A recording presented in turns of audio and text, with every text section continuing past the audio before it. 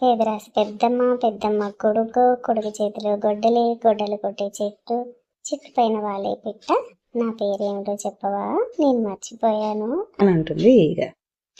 అప్పుడు పిట్ట, నీ పేరేమిటో నాకేం తెలుసు, నేను తాగే నీళ్ళని అడుగు అని అంటుంది.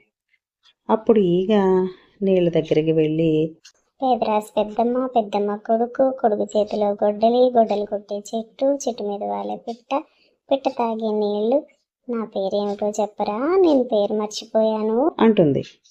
అప్పుడు ఆ చెరువులో నీరు, నీ పేరేమిటో నాకేం తెలుసు, నాలో ఉండే చేపలను అడుగు అని అంటుంది.